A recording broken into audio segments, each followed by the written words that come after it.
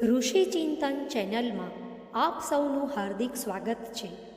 લેખક વેદમૂર્તિ તપોનિષ્ઠ પંડિત શ્રીરામ શર્મા આચાર્ય દ્વારા લિખિત પુસ્તક ગ્રેટ પર્સનાલિટી મહારાણી અહલ્યાબાઈ તમારી સમક્ષ પ્રસ્તુત કરતા અમને ખૂબ જ આનંદનો અનુભવ થાય છે. અમને વિશ્વાસ છે કે આ પુસ્તક દ્વારા તમને આધ્યાત્મિક લાભના કારણે આત્મવત સર્વભૂતેષુનું શાસ્ત્રોમાં જે પ્રતિપાદન કરવામાં આવ્યું છે તેનો અવશ્ય લાભ મળશે. મહારાણી અહિલ્યાબાઈ, લેખક પંડિત શ્રીરામ શર્મા આચાર્ય, ઓડિયો 2. પરિસ્થિતિઓને કારણે અહિલ્યાને વિદ્યાધયનની તક ન મળી શકી. તેની આ ઈચ્છા મનમાં જ રહી ગઈ હતી. પણ જેવી તેની પરિસ્થિતિઓ તેને અનુકૂળ થઈ કે તેણે ભણવાનો કાર્યક્રમ શરૂ કરી દીધો. આ પ્રગતિમાં તેને સારી એવી સહાયતા તેના પતિ ખંડેરાવ પાસેથી મળી. છતાંય તે સહાયતા પૂરતી ન હતી. રાજકાજને કારણે ઘણીવાર ખંડેરાવ કેટલાય દિવસો સુધી અહિલ્યાને કંઈ ભણાવી શકતા ન હતા. અહિલ્યાએ પોતાની ઈચ્છા પોતાના સસરા સમક્ષ પ્રકટ કરી કહ્યું કે તરત જ અહિલ્યાને ભણવાની વ્યવસ્થા કરી દેવામાં આવી. જે વૃદ્ધ મહાશય અહિલ્યાને ભણાવવા આવતા હતા તેમના પ્રત્યે અહિલ્યા ખૂબ આદરભાવ રાખતી હતી. એક વિદ્યાર્થીના અનુશાસનનું અને વિનમ્રતાના ગુણોનું તે પૂર્ણપણે પાલન કરતી હતી. તે પોતાના ગુરુની સામે યુવરાજની તરીકે ક્યારેય આવતી ન હતી. ગુરુની સામે તેનું આગમન એક સુશીલ વિદ્યાર્થીની અને શિષ્યા તરીકે જ થતું હતું. તેની શિષ્ટતાએ ગુરુની બધી જ સદ્ભાવનાઓ મેળવી લીધી હતી. વિદ્યાર્થીની લગન અને ગુરુની સદ્ભાવના બંને જ્યારે અધ્યયન કાળમાં પરસ્પર જોડાઈ જાય છે ત્યારે અધ્યયન કરનાર વિદ્યાર્થીની પ્રતિભામાં સરસ્વતીનું જાગરણ આપોઆપ થવા લાગે છે. અહિલ્યા સાથે પણ એવું જ થયું. તેને રોજ રોજના પાઠ યાદ રહેવા લાગ્યા અને આ રીતે તે તરત જ સારી વિદ્યાવતી બની ગઈ. શિક્ષણના પ્રકાશે અહિલ્યાના ગુણ ગૌરવને વધારે ચમકાવી દીધા. નિરક્ષરતાના દોષને કારણે અહિલ્યાનું જે ગુણી જીવન અત્યાર સુધી અપૂર્ણ જેવું દેખાતું હતું તે જલ્દી પૂર્ણ થઈ ગયું. સેવા, ઉત્તરદાયિત્વ, કર્તવ્યનિષ્ઠા અને હવે શિક્ષણથી પ્રસન્ન થઈને મલ્હારરાવે અહિલ્યાબાઈને રાજકાજનું શિક્ષણ આપવાનું પણ શરૂ કરી દીધું. તેમને પુત્ર કરતાં પુત્રવધૂના ગુણોમાં વધારે વિશ્વાસ હતો. આ એક આદરપૂર્ણ ઉપલબ્ધિ હતી, એક ઊંડું સન્માન હતું. છતાં પણ અહિલ્યામાં આનાથી પણ કોઈ મનોવિકાર ન આવ્યો અને યથાવત સૌમ્ય, સરળ અને શાલીન બની રહી. હલકી મનોભૂમિવાળી સ્ત્રીઓ ઘણું ખરું પતિથી આગળ વધી જવાથી નિરંકુશ બની જાય છે અને પતિ પર શાસન કરવાનો પ્રયત્ન કરવા લાગે છે. પરંતુ અહલ્યાબાઈ એવી હલકી કે છીછરી મનોભૂમિવાળી નારી ન હતા. તેમનામાં ભારતીય નારીના આદર્શો ઠાંસીને ભરેલા હતા. તેઓ દાંપત્ય જીવનમાં શાસન ભાવનાને પારસ્પરિક પ્રેમ માટે અવરોધ સમજતા હતા. તેઓ જાણતા હતા કે જે સુખ, જે સંતોષ અને જે શીતળતા પારિવારિક પ્રેમમાં હોય છે તે શાસન અથવા અધિકાર ભાવનામાં નથી હોતી. તેઓ શાસનનો મદ પીને દાંપત્ય સૌમ્યતાનું બલિદાન આપનારા નારી ન હતા. સેવાના સુખનો અનુભવ કરી લેનારી સન્નારીઓ નિરંકુશતાની તીક્ષ્ણતાને ક્યારેય પસંદ કરતી નથી. જે સુખ અને સુરક્ષા પતિને અધીન રહેવામાં હોય છે તે ઉચ્છૃંખલ, નિરંકુશ અથવા સ્વચ્છંદ રહેવાથી ક્યાંથી? પતિ પ્રત્યે પત્નીનું સંપૂર્ણ આત્મસમર્પણ જ તો એ વશીકરણ છે જે પુરુષને નારીની સુકુમાર મુઠ્ઠીમાં દ્રઢતાથી લાવી દીધા કરે છે. બુદ્ધિમાન અહલ્યા લલનાઓના આ જાદુથી અજાણ ન હતા. પોતાની પ્રિયાની મહત્તા વધતી જોઈને ખંડેરાવનો પ્રેમ તેમના તરફ ખૂબ વધી ગયો. તેઓ એમ વિચારીને અતિ પ્રસન્ન અને પુલકિત રહેવા લાગ્યા કે રાજ્ય સંચાલનમાં તેમના માટે એક બહુ વિશ્વાસુ, અભિન્ન તથા અનુકૂળ સાથી, સચિવ અને અંતરંગનું નિર્માણ થઈ રહ્યું છે. સોના જેવી અહિલ્યા અલંકાર રૂપે ઘડાઈ રહી હતી અને તેની અનુકૂળતા, ઉપયુક્તતા અને પાત્રતા ભરપૂર સિદ્ધ થતી જઈ રહી હતી. વહુ હો તો અહિલ્યા જેવી, પરંતુ સસરા પણ હો તો મહારાજ મલ્હારરાવ હોલકર જેવા ઉદાર અને મહાન. અહિલ્યાને રાજકાજનું વ્યવહારિક શિક્ષણ આપવા માટે ક્યારેક તેઓ જ્યારે કોઈ કામસર બહાર જતા તો શાસન સૂત્ર અહિલ્યાને સોંપીને જતા હતા. અહિલ્યા આ ઉત્તરદાયિત્વનું પૂરી તત્પરતા, સંલગ્નતા તથા સત્યતા સાથે પાલન કરતા હતા. તેઓ પ્રમાદમાં પડીને નહોતા કોઈ કામ કર્મચારીઓ પર ટાળતા અને નહોતા કોઈ કામમાં વિલંબ કરતા. જે કામ જે સમયે કરવાનું જરૂરી હોય તે કામ તેઓ એ વખતે જ કરતા હતા. ઉતાવળ કે વિલંબને તેઓ પોતાની પાસે ફરકવા દેતા ન હતા. દીર્ઘસૂત્રતા અથવા ઉપેક્ષા તેમની સીમા બહારની વાત હતી. કામ નાનું હોય કે મોટું, તેઓ તે એક સરખી તત્પરતા તથા લગનશીલતાથી કરતા હતા. તેનું પરિણામ એ આવ્યું કે તેઓ રાજકાજમાં આશ્ચર્યજનક રીતે દક્ષ થઈ ગયા. તેમણે પ્રયત્નપૂર્વક સ્વભાવગત ઉત્સુકતાથી રાજ્યના બધા વિભાગોના કામો ઘણું ખરું સમજી લીધા હતા. અહિલ્યાને શાસન સૂત્ર સોંપીને ગયા પછી મહારાજ મલ્હારરાવ જ્યારે પાછા આવતા હતા તો જોતા કે અહિલ્યાએ તેને સોંપેલું કામ એટલી નિપુણતાથી કર્યું છે કે જેટલી તેમને આશા નહોતી. આમ તકનો લાભ લઈને અને પોતાના સમગ્ર મન બુદ્ધિની શક્તિ લગાવીને અહિલ્યા બહુ જલ્દી એક કુશળ પ્રશાસિકા બની ગઈ. શ્રમ અને લગનશીલતા એક એવો મૂળભૂત ગુણ છે જે પોતાને આશ્રિત કરનારને ગમે તે કામમાં કુશળ બનાવી દે છે. આ ગુણોના સ્વામી લોકો સેવાથી માંડીને શાસન અને શિલ્પથી માંડીને વ્યાપાર સુધીના કામો એક સરખી તત્પરતા, લગન તથા પૂર્ણ નિષ્ઠાથી એક સરખી રીતે જ કરતા રહે છે, જેનાથી તેમને ગમે તે ક્ષેત્રમાં નાખી દેવામાં કેમ ન આવે તેઓ તેમાં સફળ થઈને બતાવી દે છે. અહિલ્યા યોગ્ય બનતી ગઈ અને મલ્હારરાવનો વિશ્વાસ પોતાની પુત્રવધૂની યોગ્યતામાં દિવસે દિવસે વધતો ગયો. અહિલ્યાબાઈની આ પ્રતિષ્ઠામાં તેની એ કર્તવ્યનિષ્ઠાનો પુરસ્કાર જ સમજવો જોઈએ, જેનો વિકાસ તેણે પોતાના જીવનમાં ક્રમબદ્ધ રીતે નિયમ અને સંયમપૂર્વક કર્યો હતો. લગ્ન પછી અહિલ્યાબાઈને એક પુત્ર અને એક પુત્રી એમ 2 સંતાનો થયા, જેમનું નામ માલીરાવ અને મુક્તાબાઈ હતું. આમ 9 વર્ષ સુધી શિક્ષણ દીક્ષા વચ્ચે આનંદ અને ઉત્સાહપૂર્વક જીવન વિતાવ્યા પછી અહિલ્યાબાઈની અગ્નિ પરીક્ષા શરૂ થઈ. ધૈર્યવતી અહિલ્યાએ જે અગ્નિ પરીક્ષામાંથી પસાર થવું પડ્યું તેમાંથી અવિચલિત રહીને નીકળી જવાનું તેમના જેવી લક્ષ્યવાન વ્યક્તિઓનું જ કામ છે.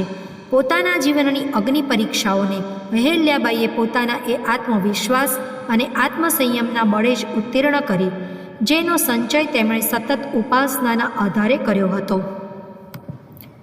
ઉપાસનાના માધ્યમથી પરમાત્માની નજીક રહેનાર વ્યક્તિઓ પર જે ગુણોની કૃપા થાય છે તેમાં ધૈર્ય અને સહિષ્ણુતા મુખ્ય છે. સંસારમાં દુઃખદ ઘટનાઓ સદાય સંભાવ્ય માનવામાં આવી છે. તે ઘણું ખરું બધાના જીવનમાં આવે છે, છતાંય ધીર વ્યક્તિ તેને સામાન્ય ઘટનાઓની જેમ સહીને પોતાના આત્માને પ્રભાવિત થવા દેતા નથી. અહિલ્યાબાઈમાં ધૈર્ય અને સહિષ્ણુતાની કમી ન હતી. તેથી તેઓ પ્રત્યેક દુઃખ, પ્રત્યેક તકલીફ અને પ્રત્યેક અસંભાવ્યને એક સરખા મનથી સહન કરતાં કરતાં પોતાના પવિત્ર કર્તવ્યનું પાલન કરતા રહ્યા. જીવન અને જગતને સારી રીતે સમજી લેનાર બુદ્ધિમાન વ્યક્તિ કોઈ પણ પરિસ્થિતિમાં પોતાને વિચલિત થવા નથી દેતા અને જ્વાળાની જેમ બળીને સંયોગોની વચ્ચેથી અપ્રભાવિત રહીને નીકળી જાય છે. એ દિવસોમાં મરાઠાઓ ભારતમાં હિન્દુ રાજ્યને વિસ્તારવામાં લાગેલા હતા અને દેશના લગભગ તમામ રાજાઓ પાસેથી ખંડણી વસૂલ કરતા હતા. પરંતુ ભરતપુરના જાટ રાજાઓએ ખંડણી આપવાનો ઇનકાર કરી દીધો. એટલે પેશવાના પરામર્શથી મલ્હારરાવે પોતાના પુત્ર ખંડેરાવને સાથે લઈને ભરતપુર પર ચઢાઈ કરી દીધી. જાટો સાથેની આ લડાઈમાં ખંડેરાવ માર્યા ગયા. ખંડેરાવ યુદ્ધમાં માર્યા ગયાના સમાચાર જ્યારે ઇન્દોર પહોંચ્યા તો અહિલ્યાબાઈના શોકનો પાર ન રહ્યો. શોકાવેગમાં સહસા તેમનું ધૈર્ય જતું રહ્યું અને તેઓ ભાવાતિરેકમાં વ્યાકુળ થઈને વિલાપ કરવા લાગ્યા. તેમણે વિચાર્યું કે પતિ ન રહેવાથી હવે તેમનું જીવન નિરર્થક અને નિહિસાર બની ગયું છે. એક પતિ સુધી જ સંસારના બધા સંબંધ સ્થિર તથા મધુર રહે છે. પતિ ન રહેતા તેની વિધવા સાથે સગા સંબંધી શુદ્ધ દુર્વ્યવહાર કરવા લાગે છે. પોતાના દુઃખનું ચિંતન કરતાં કરતાં અહિલ્યાબાઈને હિન્દુ વિધવાઓની દુર્દશા યાદ આવી ગઈ કે કેવી રીતે તેની પાસેથી જીવનના બધા અધિકારો છીનવી લેવામાં આવે છે. બધું જ હોવા છતાંય તેને નથી પેટ ભરાય એટલું ભોજન આપવામાં આવતું, નથી પૂરા કપડાં આપવામાં આવતા. વધેલું ઘટેલું અને એઠું વાસી ખાઈને જીવનભર તિરસ્કારપૂર્ણ સ્થિતિમાં ઉંમરની કઠિન પળો પૂરી કરવાની હોય છે. તેને બિચારીને આ દૈવાઘાતથી બધા પવિત્ર અનુષ્ઠાનો તથા ઉત્સવોથી વંચિત કરી દેવામાં આવે છે. બધા જ લોકો તેની હાજરીને અરે એટલે સુધી કે તેનું મોં જોવાને પણ અપશુકન માને છે. વિચારતા વિચારતા અહલ્યાબાઈ નિરપરાધ વિધવાઓ માટે કરુણ થઈ ઉઠ્યા. તેમને મનમાં થયું કે સમાજની આ કેવી ઉલટી રીતિ છે કે જે નારી પતિ ન રહેતા નિરાશ્રય અને નિરાશ થઈ ગઈ છે અને જે સૌથી વધારે દયા, કરુણા, સંવેદના અને સહાનુભૂતિને પાત્ર છે તેને જ સમાજ સૌથી વધારે ધિક્કારે છે અને અપમાનિત કરે છે. પોતાના તાત્કાલિક સંસ્કારોને કારણે અહિલ્યાબાઈ કેવળ આટલું જ વિચારી શક્યા. આ સમસ્યાના ઉકેલ માટે તેની વિચારધારા આગળ ન વધી શકી અને તે વળી પાછી પોતાની વ્યક્તિગત સ્થિતિ પર આવી ગઈ. તેમને પોતાનું બાકીનું જીવન અંધકાર અને આપદાઓથી ભરેલું દેખાવા લાગ્યું. તેમણે વિચાર્યું કે અત્યાર સુધી જે સાસુ સસરા અને બીજા સંબંધીઓ તેનો આદર કરતા હતા તેઓ જ હવે તેને તિરસ્કારની નજરે જોવા લાગશે. અહિલ્યાનું આત્માભિમાન ઘાયલ થઈ ઉઠ્યું અને તેને તિરસ્કારપૂર્ણ જીવન કરતાં મૃત્યુ વધારે શ્રેયસ્કર લાગ્યું. તેથી તેણે પતિના શબની સાથે સતી થઈ જવાનો નિશ્ચય કરી લીધો. આ રીતે વિવેચનાથી ભાવના પર આવતા જ અહિલ્યાબાઈનો પતિપ્રેમ જે અત્યાર સુધી શોકના અતિરેકથી સ્તબ્ધ અચેત પડ્યો હતો તે સહસા જાગી ઉઠ્યો અને તેઓ વિકલ વિહવળ થઈને રોવા લાગ્યા. તેની મમતામયી સાસુએ તેને બહુ સમજાવી અને ધીરજ બંધાવી. શોકાવેગ શાંત થતાં અહિલ્યાએ સાસુને સતી થવાનો નિશ્ચય જણાવ્યો. વહુનો નિશ્ચય સાંભળીને સાસુના શોકનો પાર ન રહ્યો. તેમ છતાં તે તેના નિશ્ચયને નારીનો ધર્મ માનીને વધારે ટીકા ટિપ્પણી ન કરી શકી તથા મહારાજના આવવાનો અને તેમની અનુમતિ લઈ લેવાનો આગ્રહ કર્યો. મહારાજ મલ્હારરાવ યુદ્ધમાંથી પાછા આવ્યા. જ્યારે તેમને પોતાની પ્રિય પુત્રવધૂના નિશ્ચયની જાણ થઈ તો તેમનો પુત્રશોક બમણો થઈ ગયો. તેઓ સાંત્વના આપતા તેને સતી થતી રોકવાનો પ્રયત્ન કરવા લાગ્યા. બોલ્યા, દીકરી, તું મારી પુત્રવધુ જ નથી, મારા બીજા દીકરા જેવી છો. જો તું પણ મને છોડીને ચાલી જઈશ તો તારો વૃદ્ધ બાપ કોના સહારે પોતાનો શોક ભૂલી શકશે? હું માનું છું કે પતિ વિયોગનું દુઃખ અસહ્ય હોય છે અને તું એક પતિવ્રતા પત્ની છે. પતિ પ્રત્યે તારો આ પ્રેમ સન્માનનીય છે, છતાં પણ તેની અભિવ્યક્તિ આત્મઘાત દ્વારા કરવાનું ઉચિત નથી. પતિભક્તિ સતી થઈને આત્મઘાત કરવામાં નથી, પણ ઈશ્વરે આપેલા માનવ જીવનને વધુમાં વધુ ઉજ્જવળ અને ઉત્કૃષ્ટ બનાવીને પતિના ગૌરવ અને યશને વધારવામાં છે. અહિલ્યાબાઈને સસરાનો તર્ક અને પૂર્ણ પરામર્શ માથે ચડાવીને સતી થવાનો પોતાનો નિશ્ચય છોડવો જ પડ્યો. સસરાની વિનંતી પર સતી થવાનો નિશ્ચય છોડ્યા પછી અહિલ્યાબાઈનો ભાવાતિરેક જ્યારે શાંત થઈ ગયો ત્યારે તેને વિચાર આવ્યો, ખરેખર માનવ જીવન એક અલભ્ય અવસર છે. તેને આમ જ નષ્ટ કરી નાખવો તે ઈશ્વરના મંતવ્ય સાથે વિશ્વાસઘાત કરવા સમાન છે. જો આમાં કોઈ મંતવ્ય ન હોત તો શક્તિઓ, ગુણો અને વિશેષતાઓથી પરિપૂર્ણ માનવ અસ્તિત્વનો કોઈ અર્થ જ ન હોત. માનવ જીવન ઈશ્વરની જ એક નાની અભિવ્યક્તિ છે. તેને નષ્ટ કરી નાખવાનો કોઈને અધિકાર નથી. આત્મઘાત તો એક પાપ જ છે. સાથોસાથ બીજી રીતે પણ જીવનનો વિનાશ કરવો એ એક અપરાધ છે.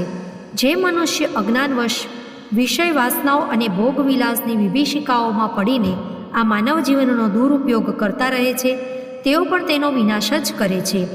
તદુપરાંત જે લોભ, મોહ, ક્રોધ અથવા અહંકારમાં પડીને એવા કામ કરતા રહે છે જેનાથી બીજા મનુષ્યો કે પ્રાણીઓને કષ્ટ થાય છે તો તેઓ પણ પોતાના માનવ જીવનનો નાશ જ કરે છે.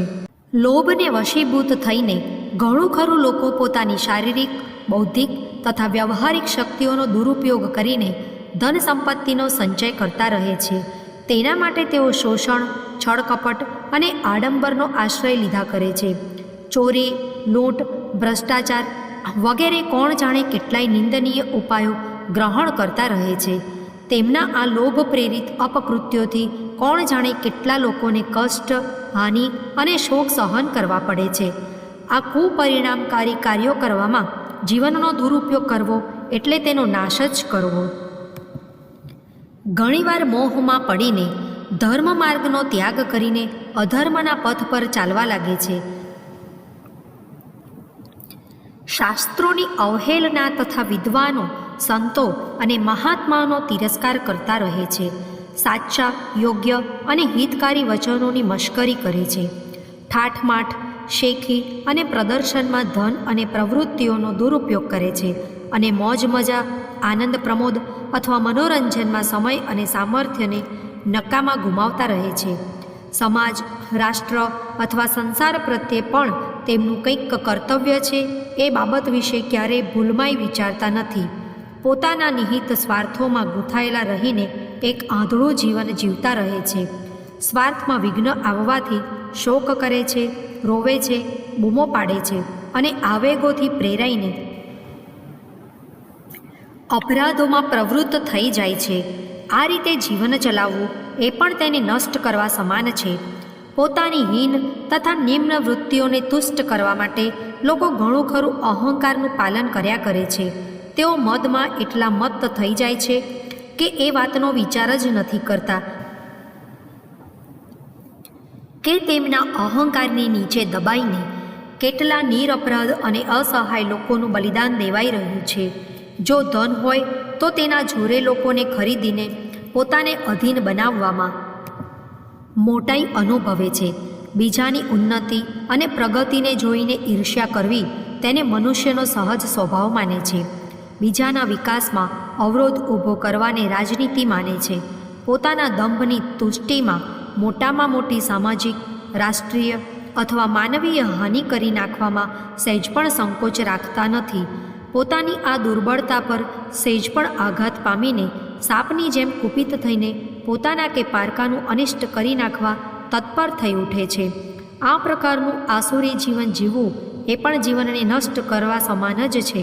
મનુષ્યની આ બધી અમાનવીય પ્રવૃત્તિઓ પાપ હેઠળ જ આવે છે, જે આ લોકમાં તો શાંતિ, સંતોષ, શીતળતા, નિશ્ચિંતતા અથવા નિર્ભયતાનું સુખ અનુભવવા નથી જ દેતી, પણ પરલોકમાં એ સદગતિથી વંચિત કરી દે છે. જેનાથી લોકની શાંતિ અને પરલોકની સદગતિ અવરોધાઈ જાય તે તમામ જીવન પદ્ધતિ જીવનને નષ્ટ કરવાનો કુપ્રયાસ છે, જે નથી કોઈ રીતે ઉચિત, નથી તેનો અધિકાર અને નથી એ પરમપિતા પરમાત્મા દ્વારા માફ કરી શકાતી. મોડો વહેલો તેનો દંડ મળવાનું નિશ્ચિત છે. પરમાત્માએ આપેલા આ માનવ જીવનનો સદુપયોગ કરવો એટલે જ એનું સન્માન કરવું, સ્વાર્થનો ત્યાગ કરવો અને પરમાર્થને સ્વીકારવો તેને જ સદુપયોગ માનવામાં આવે છે. ઉપાસના, સેવા અને સત્કર્મ જ પરામર્થ પથના પાવન પ્રતીક છે. અભાવ અને આવશ્યકતાથી પીડાતી વ્યક્તિઓને સહાયતા કરવી, દિન દુઃખી, નિરુપાય અને રોગીજનોની સેવા કરવી, પોતાનું ધન, પોતાનો પુરુષાર્થ, પોતાની શક્તિ, પોતાની યોગ્યતાઓને સમાજની ઉન્નતિ તથા વિકાસમાં લગાવવા એ જ છે જીવનનો સદુપયોગ કરવો. સંવેદના, સૌહાર્દ, દયા, કરુણા, પ્રેમ તથા ક્ષમા ભાવોનો પોતાના આત્મામાં વિકાસ કરવો એટલે જ માનવ જીવનનું સન્માન કરવું. બીજાના સુખ સુવિધા માટે પોતાના સુખનો ત્યાગ કરી દેવાને જ આદર્શ જીવન કહેવામાં આવ્યું છે. નિરાશા, નિરુત્સાહ, શોક સંતાપોથી અપ્રભાવિત રહીને પોતાના કર્તવ્ય પથ પર નિરંતર વધતા જવું એ જ જીવનનો વાસ્તવિક નિર્વાહ છે. સંસારની સુખ શાંતિ તથા સુંદરતા વધારવા માટે જ પરમાત્માએ આ માનવ જીવન આપ્યું છે. આ બાબતમાં જ તેને લગાવી રાખવું એટલે જ જીવનની સુરક્ષા અને સન્માન કરવું, જેનાથી આત્માનો વિકાસ થાય, પરમાત્માનું સામીપ્ય પ્રાપ્ત થાય અને સંસારનું હિત સધાય. એ તમામ કર્મ જીવનનો સદુપયોગ જ છે, જેનું ફળ પુણ્ય, પાવનતા અને અનંત શાંતિ રૂપે મનુષ્યને મળે છે. તેનાથી વિપરીત તમામ કર્મ અને તમામ મંતવ્ય જીવનનો દુરુપયોગ છે, તેને નષ્ટ કરવાનું છે. આ ગંભીર અને યથાર્થ વિચારે અહલ્યાબાઈના આત્મામાં આધ્યાત્મિક પ્રકાશ ભરી દીધો, જેનાથી તેમનો વ્યક્તિગત શોક સાર્વજનિક સેવા, કરુણા તથા સંવેદનાના ભાવોમાં છલકાઈ ગયો. એક રીતે તેમનો આત્મિક, માનસિક તથા બૌદ્ધિક કલ્પશો થઈ ગયો.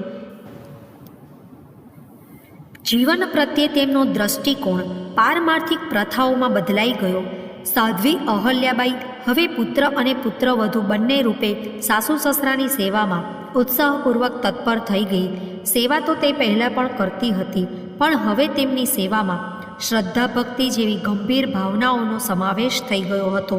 સાસુ સસરાએ તેમની સેવામાં એ ઉષ્માનો સ્પષ્ટ અનુભવ કર્યો, જે અવ્યક્ત આંસુઓના પ્રભાવથી પતિશોકનું પરિવર્તિત સ્વરૂપ જ હતો. તેમના આત્મામાંથી અહલ્યા માટે શત આશીર્વાદ નીકળતા રહેતા હતા. પરંતુ અહિલ્યાની પરીક્ષા અહીં પૂરી થઈ ગઈ ન હતી. થોડા સમય પછી ઉત્તર ભારતની એક લડાઈમાં મહારાજ મલ્હારરાવનું મૃત્યુ થઈ ગયું. અહલ્યાબાઈએ સસરાના મૃત્યુનો આઘાત પણ પોતાના ચિરસિદ્ધ સ્થૈર્ય એટલે કે સ્થિરતા અને ધૈર્યથી સહી લીધો. મોહની એક વધુ કડી તૂટવાથી તે અધ્યાત્મ પથ પર એક ડગલું વધારે આગળ વધી ગઈ. આ આઘાતથી નિરાશ થઈને ઘરમાં પડી રહેવાને બદલે અહલ્યાબાઈએ પોતાના પૂજ્ય શ્વસુરનું પ્રતિનિધિત્વ કરીને તેમના આત્માને સંતોષ આપવાનો નિશ્ચય કરી લીધો. તેણે શ્વસુરની પાવન સ્મૃતિમાં અનેક વિધવાઓ, અનાથો તથા અપંગ લોકોને આશ્રય આપ્યો. કેટલાય મેધાવી અને પ્રભાવશાળી વિદ્યાર્થીઓ માટે શિષ્યવૃત્તિઓ નક્કી કરી તથા અસંખ્ય રોજગારવિહીન લોકોને કામ અપાવ્યું. નિરાશ્રિત માતાઓ અને તેમના બાળકોના પાલનપોષણ માટે અનેક પ્રકારના નાના મોટા કામધંધા શરૂ કરી દીધા. આ રીતે તેમણે અનેક પરોપકારના કાર્યો દ્વારા દિવંગત આત્માનું એવું હિત સાધન કર્યું કે જેનાથી પરલોકવાસીની સાથે સાથે આલોકવાસીઓનું પણ હિત થયું. મહારાજ મલ્હારરાવના મૃત્યુ પછી તેમનો પૌત્ર માલીરાવ ગાદી પર બેઠો, પરંતુ તે બહુ વિલાસી, ક્રૂર અને સ્વાર્થી હતો. પ્રજાનું શોષણ અને તેના પર અત્યાચાર કરવો તે તેનો સ્વભાવ બની ગયો હતો. અહલ્યાબાઈને પોતાના પુત્રના આ કાર્યો પર ખૂબ દુઃખ થતું હતું. તેમની હાર્દિક ઈચ્છા હતી કે માલીરાવને ગાદીએથી ઉતારીને કોઈ યોગ્ય તથા ઉપયુક્ત વ્યક્તિને રાજા બનાવવામાં આવે. સાચી સૂર વ્યક્તિકર્મ અકર્મના વિષયમાં પોતાના પારકાનો ભેદભાવ નથી કરતી. તેઓ લોકરંજનની દ્રષ્ટિએ પરાકાષ્ઠા સુધી ન્યાય અને નિયમશીલ રહે છે. માલીરાવ પોતાનો દીકરો હોવા છતાંય તેના અપકર્મોથી અહલ્યાબાઈ અસંતુષ્ટ હતા. પ્રજાના હિતમાં તેઓ તેને અધિકારયુક્ત કરી દેવા અંગે વિચાર કરી રહ્યા હતા. ત્યાં જ ઇન્દોરની ગાદી ખાલી થઈ ગઈ. ફક્ત 9 મહિના પ્રજાનું પીડન કર્યા પછી માલીરાવનું મૃત્યુ થઈ ગયું. વિષય, વિલાસી અને અત્યાચારીનું આયુષ્ય અલ્પ હોય એ કંઈ અસ્વાભાવિક આશ્ચર્યનો વિષય નથી. આ પ્રકારના અપપુરુષની ગણના આત્મઘાતીઓમાં જ થાય છે, જે ગમે તે સમયે પોતાના જીવનને અકાળે સમાપ્ત કરી દે છે. આગળ કોઈ ઉત્તરાધિકારી કે ઉપાય ન હોવાથી ઇન્દોરની બાગડોર અહલ્યાબાઈએ પોતાના હાથમાં લઈ લીધી અને ગંગાધર નામની એક વ્યક્તિને મંત્રી બનાવીને પ્રજાની સેવા કરવા લાગી. પરંતુ અહલ્યાબાઈનો વિશ્વાસુ અભાગી ગંગાધર બહુ સ્વાર્થી અને સત્તાલોલુપ નીકળ્યો. તક ન મળે ત્યારે કોઈ નિઃસ્વાર્થી કે પ્રામાણિક બની રહે તેમાં કોઈ મોટી વાત નથી. વિશેષતા તો ત્યારે છે જ્યારે તક હાથમાં આવવા છતાં પણ નિઃસ્વાર્થ અને પ્રામાણિક બની રહેવાય. આમાં જ સાચા ચરિત્ર અને સાચી માનવતાનું મૂલ્યાંકન સમાયેલું છે. ગંગાધર રાવે અહિલ્યાબાઈને કોઈ બાળક દત્તક લઈ લેવાની અને રાજ્ય સત્તા તેના અધિકારમાં સોંપીને ભગવાનનું ભજન કરવાની સલાહ આપી. દૂરદર્શી અહલ્યાબાઈ આમ તો ભલે ને તેની આ સલાહ માની લેત, પરંતુ તેણે ગંગાધર રાવની સલાહ પાછળ છુપાયેલી સ્વાર્થપૂર્ણ વિચારણાને ઓળખી લીધી હતી. તેમણે સાહસ રાખ્યું અને ગંગાધર રાવનો પ્રસ્તાવ કઠોરતાપૂર્વક નકારી કાઢ્યો.